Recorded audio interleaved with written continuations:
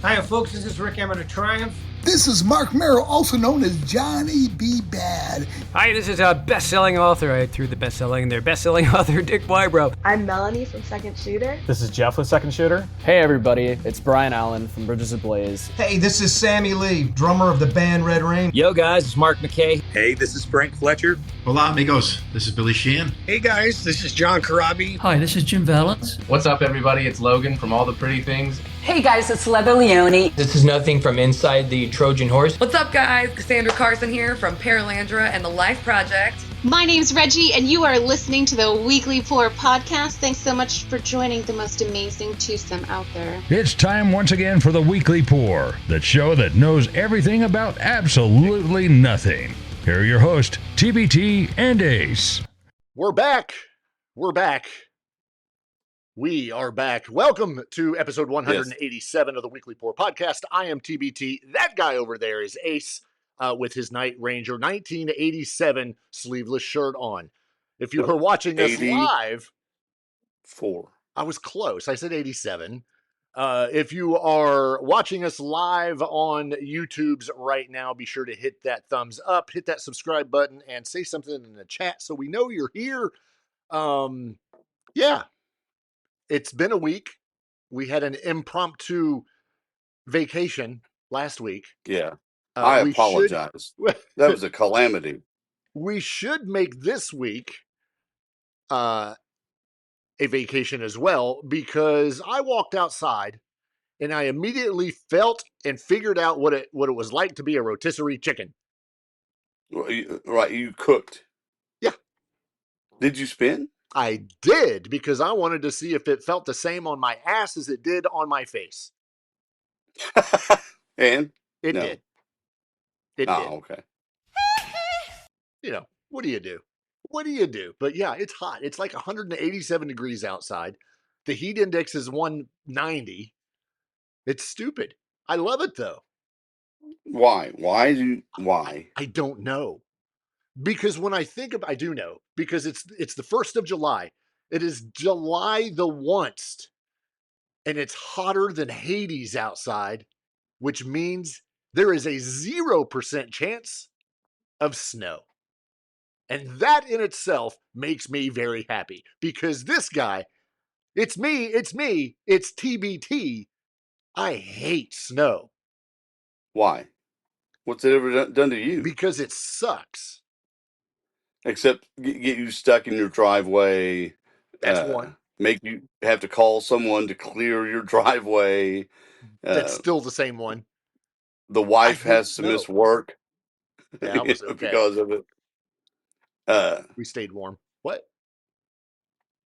I grew up here, as did you, in some capacity. I mean, a couple years.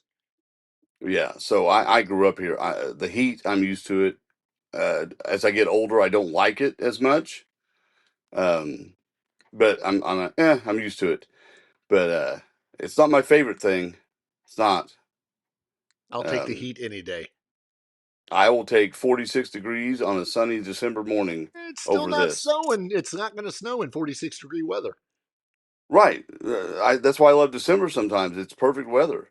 I cannot swim in the pool when it's 46 degrees. Well, I guess I can. I'm not going to. Oh my gosh. Oh boy, did I bring up the wrong thing? Man, that new pump we hooked up, leak. Massive leak. Yeah, oh yeah. We're starting from scratch almost. We got to get a new one. Got to get it hooked up. It's driving me nuts. So it will be ready for you by the time it snows. It's ready. I mean, we're swimming in it. We're using the pool. But we're having now to fill it all the time, just a little bit all the time. That water bill is going to be expensive. Yes. As one of my friends, Carl, says, it ain't got no gas in it. So that's probably the problem. Right. Yeah. Right. Real quick, I want to say hello to everybody that's in the chat. A lot of our regulars are in. Of course, Mrs. TBT is in. Swathy McFook is there. It's great to see her because she's missed a couple. I think she had spinal surgery and it replaced. It replaced. It was her knee. Oh, it was knee surgery. I believe it was knee replacement surgery. So she's either got a new knee or she now has 3. So, however it is. What on the back? Huh? On the back of the knee. That's where you attach the third one. Well, yeah, I thought it was on your back. Oh. Yeah, so you could kick your own ass. I don't know. I'm confused. Let me see who else. Pam's in there. Good to see you, Pam. I appreciate. She says being snowed in is not bad. You are right. Being snowed in is not bad. I just don't want to have to drive in it. I hate the snow. Well, and I don't have to mow in snow. I love mowing though. I'm doing that tomorrow. I love to mow. Why? Because I put on my headphones and I listen to badass music for 2.5 hours while I'm mowing, and I just love it. I don't mind that, except it's 110. Yeah. I can work on my tan. As I'm wearing SPF 100 so that I don't ruin the art. Right. Yeah. Right. We had a mutual friend with the real nice art all over the place, and that guy wouldn't wear short sleeves. Right. Ever. It's an investment. Some of these pieces, art pieces, they are. I easily have, have about one here. $75 to $80 in mine. That's in prison ink. Right? Yes. Yes. Did I miss anybody in the chat? Oh, of course I did. Our moderators there. If you're in the chat, make sure you say hello to moderator Natalie.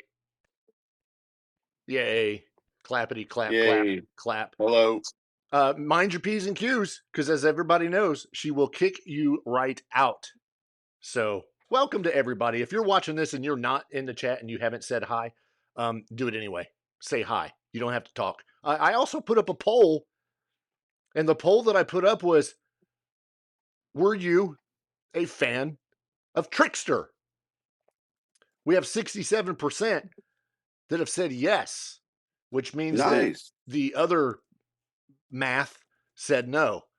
And it's over 50%. So that means over half of the people that are in there, 67%, said yes, they were a fan of Trixter. The reason I bring that up is because we've got some Trixter news. It's nothing major, but it's still something kind of cool to talk about. Well, I like that you did a poll. That's cool. Yeah. Next week's is going to be a more interesting poll. I don't know what it's going to be, but it will be. Do you want it to we need... No. Yeah, that won't be. Man, I tell you what, though, after missing last week, there's a lot of news to cover. There's a lot of stuff. There's actually some stuff that we have left out because we wanted to make sure we got this in. But this is not something that's going to be considered a pour of the week because I've not made contact with this band. But I do want to say that as I was scouring the world of the TikToks, because, that's what you do when you are looking for new music and interesting music, I came across a band. This is the band that I sent you one of their songs earlier today. And I believe it's called, I don't know, what is the name of the song? Did I send you a song or did I send you an album? I thought it was an album, The Ascendants. Okay. By Art Nation. Art Nation. And it's a complete album. Okay, there is a song. I started with the first one, Set Me Free, and then I got on my float, and then my Bluetooth speaker died. So in, I believe it was last year, the band is called Art Nation. They came out with a song that is called Thunderball, which I don't think I sent to you. I need to send you that one so you can give that a listen. It's in the album. You sent me the whole album. Even perfect. I didn't think that. I don't think it's in that album that I sent you. It's right. The second song. Really? I'm looking at a total different song then, or different album. Anyway, Art Nation, they're Swedish. So it's not Europe. And I just pushed play and I didn't mean to do that. So I need to stop that from playing. What a band. I followed a couple of their things on social media.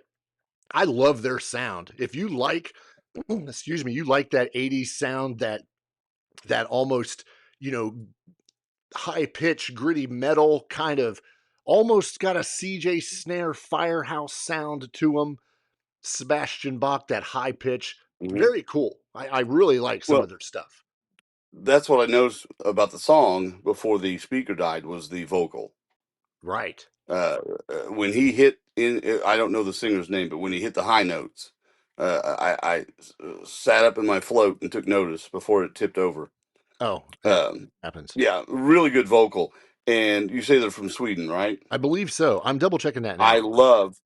I love that Sweden has taken 80s metal and just reinvented it or reestablished it, because they have so many bands that play 80s style rock or metal. Right. Yeah. And if you want to kind of just dip into something you've never heard, like, you can go back and, of course, listen to classics we all know. But if you want that same vibe and that same sound, turn on some Swedish stuff like Wigwam. Was that who it was? Or Wham Blam? Or yeah, right. And I mean, there's bunches of them, and they're so good. Yeah, Art Nation is currently a 3-piece band. They've had Oh, numerous former members, but everything I can find right now, they are just a 3-man band. They've had over 30 million streams on Spotify. So if you have not listened to them, you're absolutely missing out. I am probably, if I can remember this and I can find one of them to put up, I'm going to throw up, what was that one I called? Thunderball. I'm going to throw that up on our socials after the show, just because it's a good song. It's a good rock. You know, it's in the summer. You're out tipping over on your float. It's something definitely worth taking note. Art Nation, and we'll post that a little bit later because I think it's worth it. It's very good. And I think we were talking about this 2 weeks ago. TikTok is just one of those coolest places ever to just uncover and find new music. I love it. I absolutely love it. Asava, Asava, Asava, who I've talked about on this show before. They also have a new song out called Valhalla. It's another one absolutely worth checking out. And if you didn't know, if you are a follower of Keith Wallen and know who he is, he has recently released a cover of I'm With You, which everybody knows from Avril Lavigne. Right. Have you That's heard pretty that one? cool. I've not heard that. Oh, he does a number on it. Here in probably the past month, there's been a few different songs that have came out by bands doing remakes. I don't want to say remake, more like a cover. Yeah. Sleep Theory, a band that I absolutely love, just recently released a cover of Bye Bye Bye. Yes, that Bye Bye Bye. They rocked it up, only to follow it up later with a cover of My Heart. And for the life of me, I cannot remember who sang that. I don't remember. But anyway, it's kind of one of those things that keep coming. These bands are remaking these songs, putting their own spin on it, their own groove. And so far, absolutely every single one of them have been fantastic. Whether or not you like the original, it's a different spin on it. Case in point comes from one of our stories tonight. Our friend Cassandra Carson. Yeah. And I thought you were going to go there because of covers. Yes.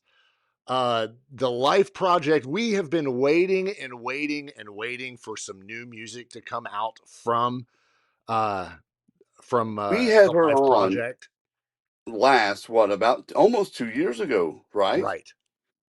And she told us then in the interview on this show that they were working on new music, but there had been some issues.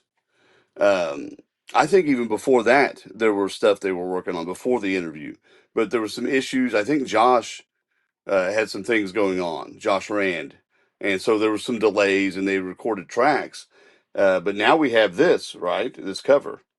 Yeah. So if you're new to this show and you've not listened and heard us talk about the L.I.F.E project, this is a magnificent collaboration between guitarist and songwriter Josh Rand, who of course is with Stone Sour, and the show's friend Cassandra Carson, of course from Paralandra, Cassandra's Crossing, because English is my second language. And they just unveiled this new song late last week. It's You Can't Bring Me Down. It was Monday. This song, yeah, that's right. It was Monday. This song was released in 1990 and is a remake of a song from Suicidal Tendencies. I cannot tell you how much I love this version. I Do didn't know the yourself a original. favor, and you have to listen to the original. You absolutely do. Number one, it's from Suicidal Tendencies, and it was released in 1990. That's a huge difference between now and then. And then go and listen to the one that was put out by the L.I.F.E project. You will not be disappointed. The guitar work in this song is off the charts. Cassandra's vocals are just incredible, almost to the As point in a always. couple spots where it's just demonic. It's awesome. She does a phenomenal job. I cannot wait for more. Yeah. I didn't know if Josh played guitar all through this, but that, like you said, the guitar work is phenomenal. It's Yeah. really good stuff. And what I like about Cassandra's vocal when she began, and we even pointed this out, there was all of these Lizzie Hale comparisons. Oh, yeah. Right, because she sounds a lot like Lizzie Hale, but the more I listen to Cassandra, the more I hear a distinctness in her voice and what she sounds like. You know, it's not just a clone of Lizzie Hale. It is in the style of, but it's her own thing. Right. And we're hearing that more and more. Yeah. She's gotten a lot of flack, from different people, different bands, just talking about, what she does. But man, she's all over the place. We know the stuff that she's worked on with Don Dokken and Josh Rand, and of course George Lynch, Paralandra, not or I'm not sorry, Don George Dokken, but Lynch. George Lynch. I'm mentioning Don Dokken because of the video I sent you earlier this week that I got from Pam, who's actually in our chat tonight. But that's a whole nother story. But anyway, I've already posted this. I think it was Monday. We posted this on our socials. So definitely go check it out. You Can't Bring Me Down, a remake of a classic Suicidal Tendencies song put out by the L.I.F.E project, of course, featuring Josh Rand and Cassandra Carson. Whew, I got that out okay. Yeah, we are getting hit with a lot of really good new stuff. Yeah. From established bands, not just new bands that you're finding on TikTok, but right. This L.I.F.E project, the Evanescence record. I sent you the Pretty Reckless record that just came out. I'm sure you didn't have time to listen to it. No, not but, yet. But yeah, all this good stuff is coming all at once. It's so fun right now.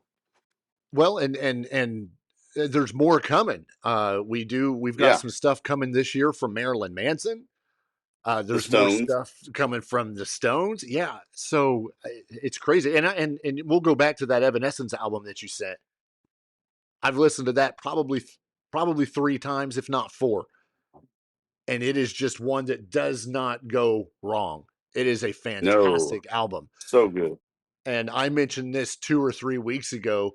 The new album from Stitched Up Heart is also another one that is just absolutely phenomenal. If we get something full this year from the L.I.F.E project, all of our selections for album of the year, we may have like 3 or 4. Just not being able to select just one, because this stuff coming out this year is just something. And don't forget, we've already mentioned it, but don't forget President is putting out their full entire album later this year too. Finally. So my gosh. Yeah. And Anthrax. I mean, the list goes on. Right, and then you have other bands that talk about not sure if they're going to be putting out full albums anymore. I just saw an article, I think, on Blabbermouth about Tesla. We're not sure if we're going to put out a full record. We're doing the singles right now, and that seems to work. And so it's whatever your flavor is, I guess, as a band. Yeah. But whatever it is, we're getting a lot of good stuff right now.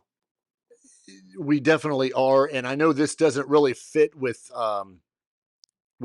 our genre of what we usually follow on music for this show, but 25 tracks are on this album, and if you haven't checked it out, you definitely need to. And that is the Great Impersonator that's been released from Halsey. That was just done, I want to say a month ago, maybe May, so about 2 months ago. I've listened to that, and that is a phenomenal album. 25 tracks? 25 tracks. Now, that could be because I'm looking at the deluxe version, because I can tell you right now that album never seemed to end. I could mow my yard twice and not make it through it.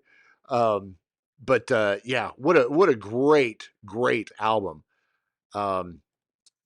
I think 2024, The Great Impersonator, she released. So I don't know if this is a deluxe version, just a deluxe version that was released, and maybe I should have listened 2 years ago. And if that's the case, then yeah, I absolutely should have listened 2 years ago. But this album is phenomenal as well. Well, we're seeing a lot of that too, where bands are putting or performers are putting out lengthy records, double records, 18, 25, 30 tracks. Country music does this all the time. Oh, yeah. And Taylor Swift does it. And a lot of it has to do because, you may not get bangers every single time because it's 30 tracks. That's a lot of music. But what we're seeing is how they count streaming. And the more tracks you have on a record and the more social media presence you have, TikTok, that sort of thing, sure, people start pulling those tracks and downloading them or streaming them or whatever, and that starts counting toward your album sales and your status on the charts and things like that. That's why we see songs that aren't released as singles charting consistently because someone found them and they send it to their friends and everyone plays it. Yeah, exactly. There's almost a science to how you get on the charts, and it's not anything to do with A&R. No. And we've actually got a couple stories that we're going to talk about in relation to the charts that are coming up here in just a few minutes. But as we talk about new music, we have a couple more that we can add to the list. One of which is Stryper, who have officially announced their new album, Throne of Thorns, which will be released September 25th. And they have also released the title track, Throne of Thorns. I'm glad everything wants to tongue twist me tonight. That's been released. This is the second single off of this album that's been released. The first one was something along the lines of "I'm okay, you're okay, we're all okay." Yes, yes, something like that. I'm all right. I'm okay. It's I'm all right, and then I'm okay in parentheses. But anyway, this will be released. What did I say? September 25th. There appears to be 11 tracks on this album. Listening to the first 2 tracks that they have released so far, this is classic Stryper. If you've ever listened to them in the past, this is, I mean, it's classic Stryper. Remember that they have someone in Perry Richardson, not taking anything away from Oz Fox, but Perry Richardson adding his part of the vocals as background vocals in for this, which he has for many years, obviously. Man, these first 2 tracks are just outstanding. This is going to be a very good album, and I'm looking forward to hearing the whole thing. Don't know if they're going to release any other singles between now and September. Good chance they will. Excuse me, especially with going on tour this month. Actually, I can say that now that we're in July. July 17th, they actually start off in Arlington, Texas, and they hit just a few days in July, just 3, all of which are in Texas. And then they're hitting a few in September, and then a lot more come October. So if you get a chance and you're out, go see them. If you are close to us in the central Indiana area, yeah, you won't get to see them because they're not going to be here. So they're all over the place, though. Just keep an eye out for them because it's good. Stryper and or Michael Sweet just keep churning out quality music. They haven't stopped. No. One or the other. They just keep doing stuff, and Well, I like it. Michael Sweet just released his latest solo album back in April. So that was just 3 months ago. Stryper, this is going to be, I read that this was going to be their 18th studio album. Wow. I was going through the list in my head and I came up with 15 or 16. So I've got to look it up or something because I think I'm missing it. But everything I've read is like, oh, it's their 18th studio album. I don't know what they're counting as a studio album, if they're counting EPs or live also or what. But I couldn't count 18. I couldn't Now count 17. this is a regular sequenced record, 11 tracks from Stryper. Correct. I can deal with that. Yeah. There's I'm not not overwhelmed 25. with 30, 40 tracks. Yeah. And I'll throw this out there about Stryper as well. If you ever get a chance to see them live, this is one of those bands to go see live. I've seen them 3 or 4 times, and it's just they consistently get better and better and better.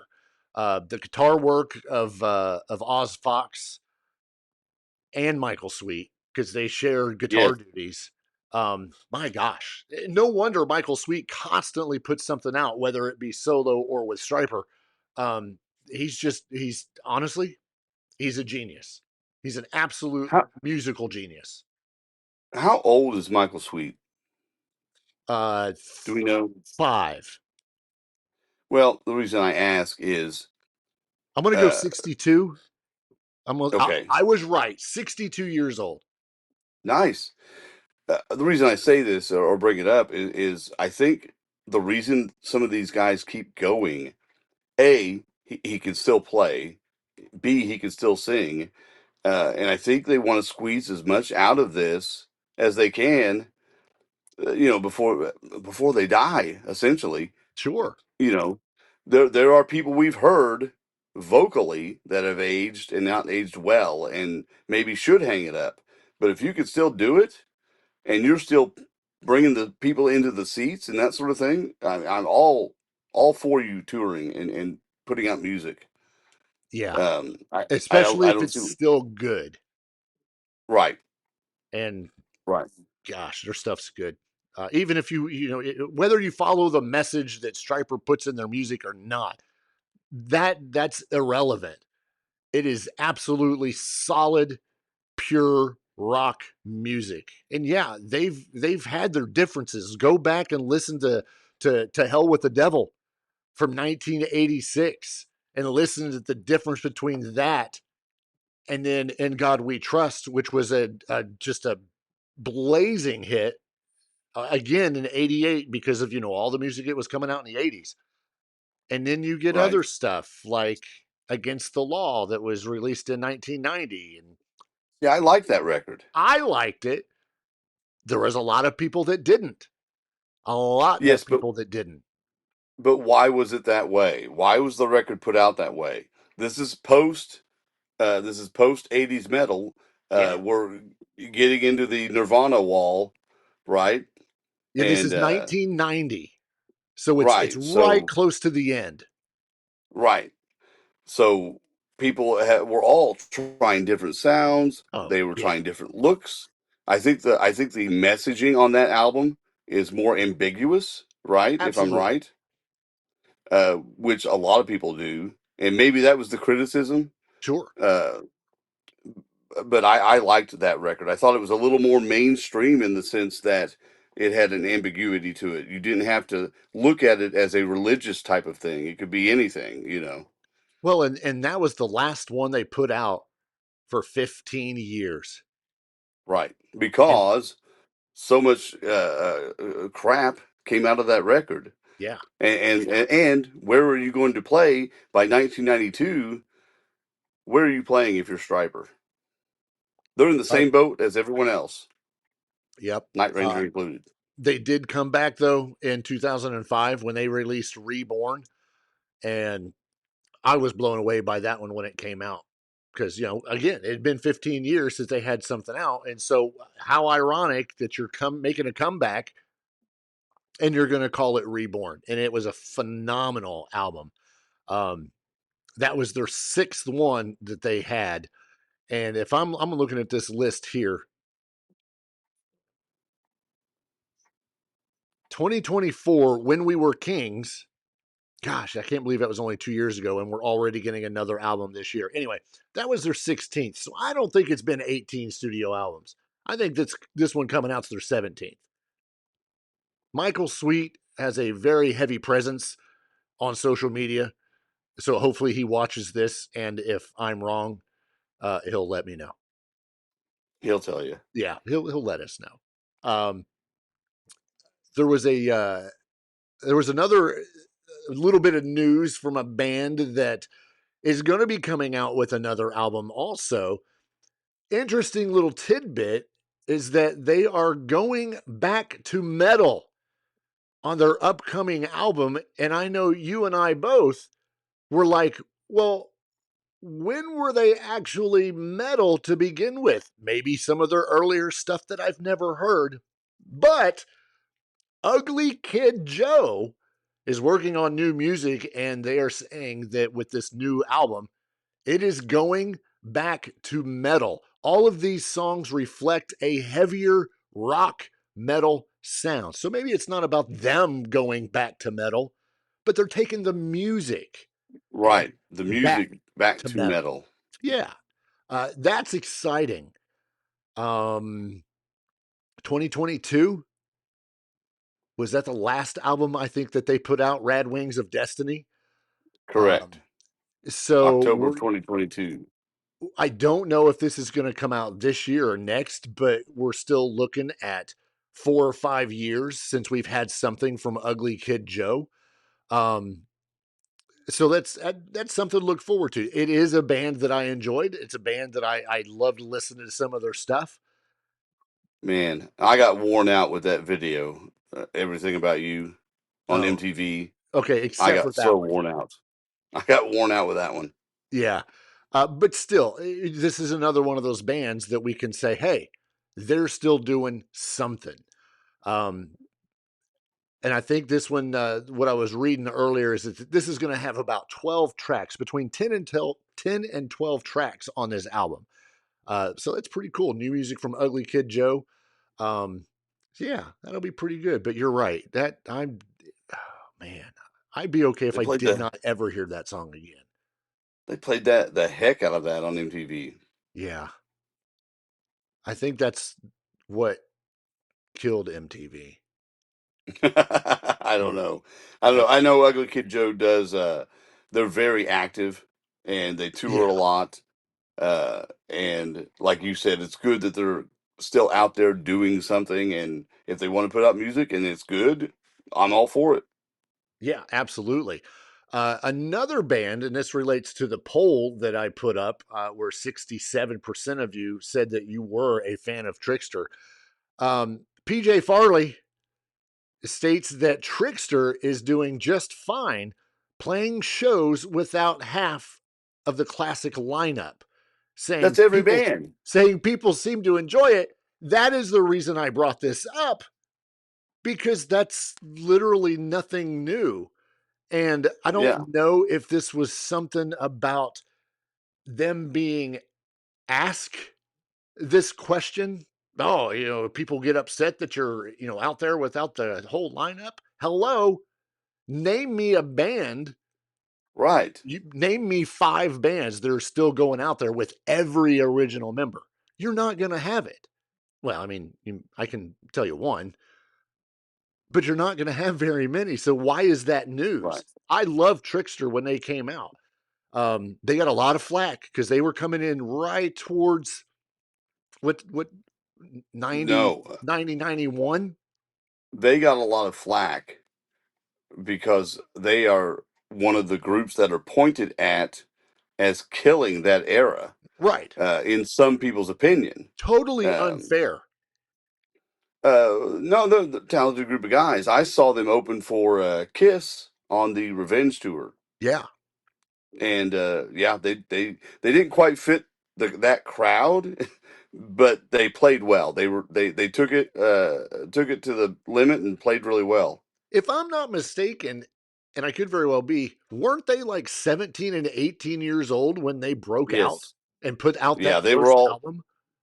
they were all high school buddies, Man, from what I remember. I spun that CD over and over and over when that came out. I liked it. I thought it was good. I was also a teenager at the time and could kind of relate. Man, that's kind of cool.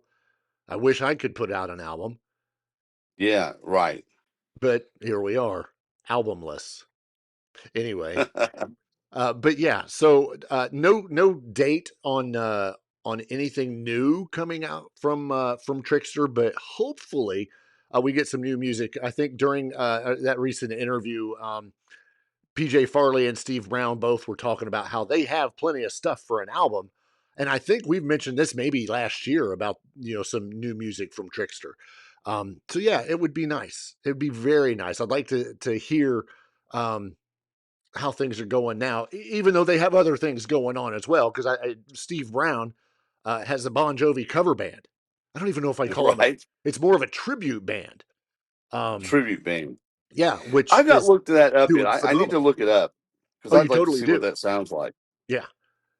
My recommendation, I'll send you some stuff on TikTok. Okay. Yeah, because it's all over TikTok. I've watched it and listened to some of it, and man, it's pretty cool. Because you Yeah. have plenty catalog to to choose from. So it's Well, really good. the tribute band genre of rock music has just went off the charts. And it used to be just people that enjoyed a certain band and wanted to pay tribute to that band. It's not that anymore. Yeah. You have guys that are in established bands that are now in tribute bands as well. Joey Belladonna has a Journey tribute band, the singer for Anthrax, which he can totally sing that stuff. You just mentioned this Bon Jovi tribute. The original drummer, I think it's the original drummer for UFO, is in a UFO tribute band. Right. Which is so crazy because, in essence, you could call that UFO by the standard that Foreigner has set. So if we end this podcast, not just this episode, if we end this podcast in its entirety and come back with a brand new podcast under the same name, we can call it a tribute to the Weekly Pour podcast. That would be cool. We would tribute switch to ourselves. There you go. There is a Pink Floyd tribute band that is selling out arenas and amphitheaters. They played Red Rocks just a couple of weeks ago, and they're excellent. Their name escapes me at the moment, but yeah, I mean, this tribute band thing, and I think a lot of it harkens back to classic rock is so easy to access. It's so accessible. Yeah. And also the fact that some of these bands you don't get to see again. You'll never see Pink Floyd again. Right. But you can see a really good tribute act. Yeah. That brings out Flying Pigs and all that stuff. Unlike Menudo, who you will always be able to see. Well, because they're always a tribute. Yes. One cool thing you were talking about wanting to check out how Steve Brown and this band sounds and all that. Right. He does have a crazy ability to sound just like John Bon Jovi in his prime. That's awesome. Yeah. That's awesome. It's very well worth it. I wish they would come around here because I would love to go check out a show. Probably 2 years ago, I sent you some video of Bon Jovi tributes that were well regarded. Right. And one guy had got the John Bon Jovi look down pretty well. Yeah. Post 80s. Another guy had got the vocal down pretty well. And there's a lot of those Bon Jovi tributes. But I'd love to hear this one. So send me some stuff. I will, absolutely. The name of the tribute band is called Always Jovi. You can look them up on Facebook and I'm pretty sure TikTok. If you can't find them on TikTok, because I don't remember if they have one or not, look up Steve Brown. He's obviously the vocalist, and you might be surprised, pleasantly surprised at that.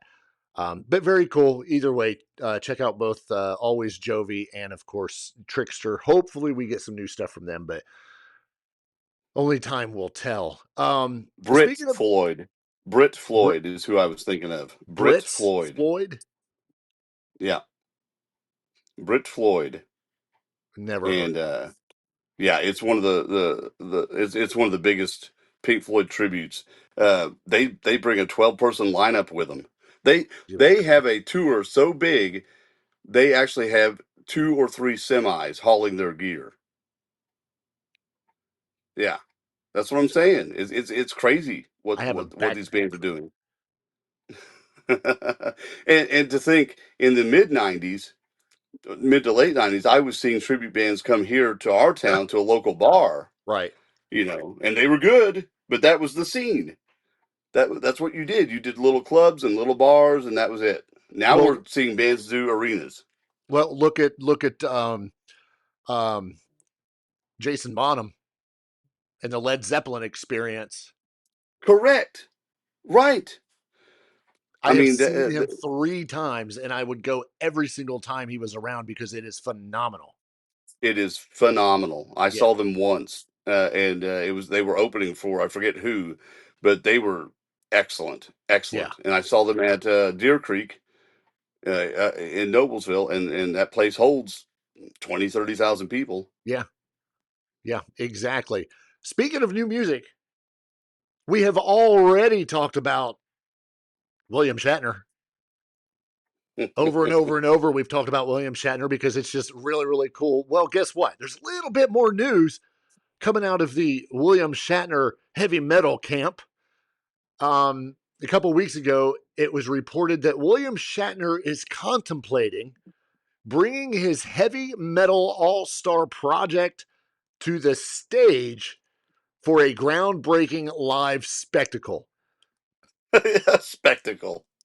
Yeah, not my word. This is all because the report is that this is all because he cannot believe how this is coming together. And it just sounds incredible. Or whatever Shatner type word you would want to use. Incredible. Yes, exactly. Yeah. I would have to go. I would go to see this in an intimate setting, and you wouldn't have to twist my arm for it. Mickey D, of course, who spent about like 35 years with Motorhead before he went to the Scorpions. He recently completed drum tracks for Shatner's explosive version of Living After Midnight from Judas Priest.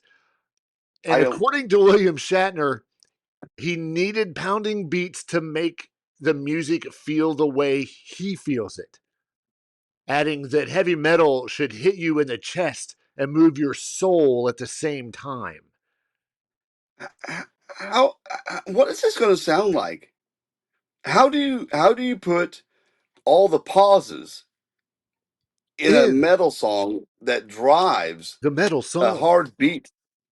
Right, living. I don't after midnight. No. How do you do that? I don't know. We could do the entire episode like that, and we'd get one freaking story out in 60 minutes. Fuck. Oh, as the Viper said, he is out of his Vulcan mind. That was original, but he's not wrong. So yeah, we'll true. We'll keep an eye on that story. Viper's a Romulan. Oh, is that like nerds? I don't even know. Real quick, we got like 15 minutes left and still have a few stories to get through. One of the big things that happened a couple weeks ago, people may not realize just what kind of impact this guy had on the music industry. But we lost Clive Davis just a couple weeks ago on June 22nd at the age of 94. If you do not know who Clive Davis is, you must have been living under a rock in the music world for the last 50 some years. He was a titanic music mogul who helped launch bands such as Janis Joplin, Bruce Springsteen, Aerosmith, Whitney Houston, and more. Billy Joel. Kiss. There's just so much that he was involved with. He was hired as an assistant legal counsel at Columbia Records, later becoming vice president and general manager, and in 1966, head of the newly launched CBS Records. Some of his other huge signings at CBS included Santana, of course, Springsteen, Chicago, Billy Joel, Blood, Sweat, and Tears, and of course, Aerosmith, as I previously mentioned. He had also a huge role in American Idol, Right. if you recall. And when Kelly Clarkson won the first season, he was instrumental in, for giving her the first single and forming, how that album was going to come out. So that was, later in his career, and he's still finding people. Yep. After being fired from CBS in 1973, amid allegations of a label-wide payola scandal, Davis ended up founding Arista Records, where he continued to enjoy massive success. Of course, his signings there included Barry Manilow, Aretha Franklin, Dionne Warwick, Patti Smith, and perhaps most famously, Whitney freaking Houston. And he, of course, won I believe it was a Grammy Award for the work that she did for the Bodyguard soundtrack, I believe. But yeah, he's had a phenomenal impact on music. And there were lots and lots of tributes coming in. But yeah, definitely someone whose mark will never be forgotten in the world of music. Right, and not just in a rock vein, but in the pop world. Of course, several record companies. Did you see what his net worth is estimated at the time of his death? No. $850 million. That's all? That's insane. That's insane. Yeah. Well, you got to think the royalties that he's continuously getting for life, because he was involved. And you don't sign people just because you think they're going to sound good. So yeah, big loss, but yeah, definitely a big loss for the music industry, and he gave us a lot of stars. Yeah. Oh, for sure. And this is someone that was known to trust his instincts over data and things like that. Kenny Loggins was quoted as saying that he believed in me when others would only wait and see. And, Kenny had a pretty good career. Yeah. So big thing. That was one of the main stories we were going to cover last week, but we went ahead and pulled that one over for this. So yeah, wow. Lots of stuff on him. You could spend easily a couple hours reading about his legacy in music. Speaking of having a legacy in music, when you have a song that suddenly climbs the charts 46 years after it hit number one, then there's got to be a good song out there. And that is exactly what happened just a couple weeks ago. After more than 4 decades after it helped launch somebody's solo career, that somebody being the Prince of Darkness, Ozzy Osbourne, Crazy Train is still finding new life on the charts. A couple weeks ago, it actually re-entered the charts at number 9. That's Not insane. 99, number 9. This latest appearance adds to an already remarkable run for one of rock's most enduring songs. Of course, this was released in 1980 on Ozzy's debut solo album, Blizzard of Oz, one of the best albums ever. And of course, featured Randy Rhoads and his instantly recognizable guitar riff. My gosh. You know what I love about that record? Of course, top to bottom, it's just a great record. But you mentioned it came out in 1980. Think about that. Uh, it sounds to this day still amazing sonically. Yeah. Fresh. It sounds It's like amazing. a Sprite. It's crisp. Crisp. Yeah. Crisp. Yeah, right. The Randy Rhoads stuff still sounds unique and inventive, even though you've heard it 1,000 times. Yeah. You know, and same with I think Blizzard and Diary. Man, tough choice on those two. Sure. Diary still sounds fresh. Yeah, you know, and Crazy Train, you hear it a million times. You hear it everywhere. Yeah. Even more so now since Ozzy's passing. And as overplayed as that song is, I'm not really tired of it yet, and I've heard it a lot. Yeah, a lot.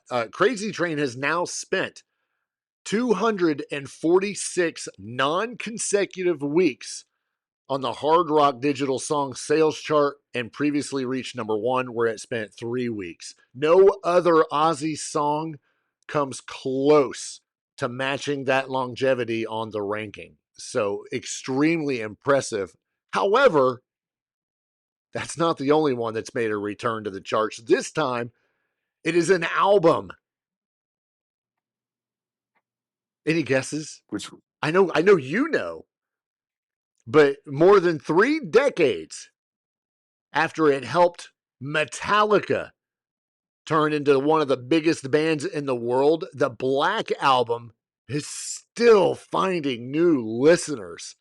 A couple weeks ago, the band's self-titled 1991 album returned to 2 Billboard rankings, re-entering the top rock and alternative albums chart at number 47, while climbing to number 9 on the top hard rock albums chart. I can remember August 12th, 1991 like it was yesterday when that album was released and hit the shelves. I went to a midnight release. Did you So that I really? could get it. Yes, I had to, because I had to When have this album. when it came out, obviously you were excited, but were you already a hardcore Metallica fan? Yes. So you weren't concerned about any change in the sound of the band when this came out? I didn't Because care. And when this came out and I heard it, I wasn't pissed either.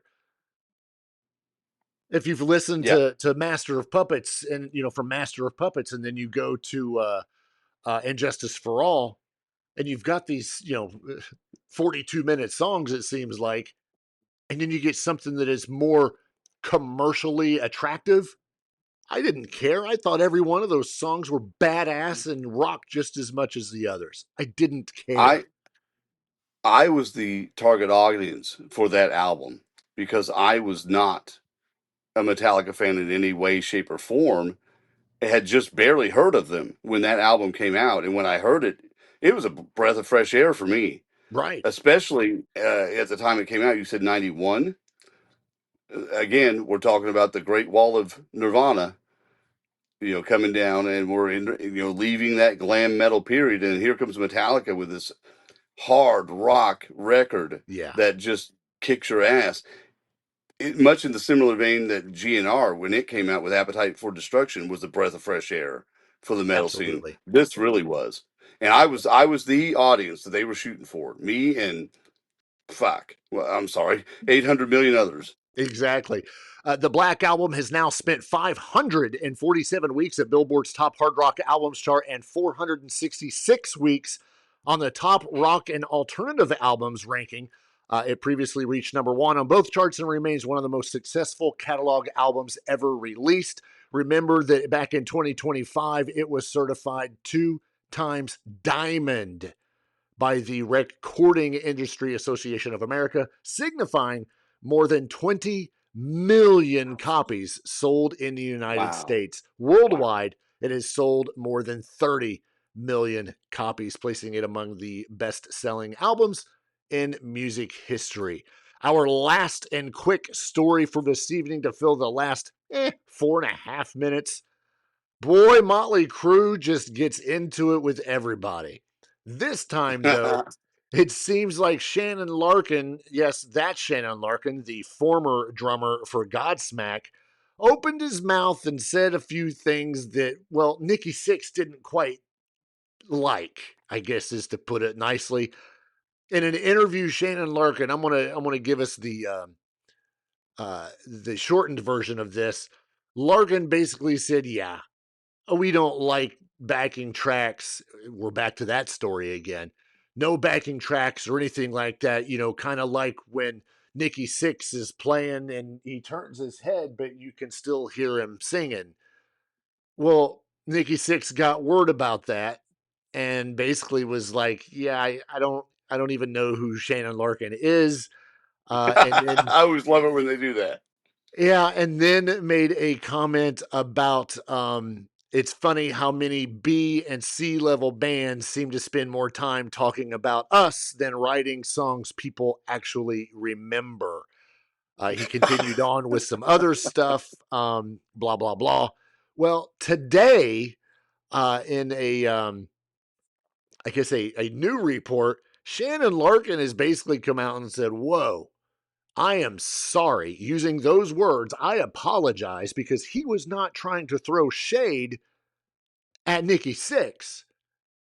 He was just throwing shade at people who use backing tracks like Nikki Sixx or Right. something So like that. it came out wrong. It's not what I wanted to say. I wanted to say I just don't like it when Motley Crue uses backing tracks. Yeah, I didn't mean to call you out. And he has this whole thing that he put out on his social media is about talking about it. He said he wasn't trying to get publicity, and you know, I mean, if you're Nikki Sixx, I don't need this publicity, and you don't, and blah blah blah, and I don't like beefs. I don't beefs suck, and I don't want to be in a beef, and I don't like backing tracks Where, either. where is the beef? We're back to the '80s again. I don't know. He basically opened his mouth, stuck his foot in, and now he's backtracking a little bit. Kudos, though, for coming out and saying, "Look, I'm sorry. My Well, apologies. I didn't mean to call you out. I wasn't trying to start nothing, but whatever." Nikki Sixx, for whatever you think of Motley Crue and tracks and all that, Nikki Sixx is not one to take anything lying down. Right. And he's going to push back on anything like that. Well, I mean, he just is.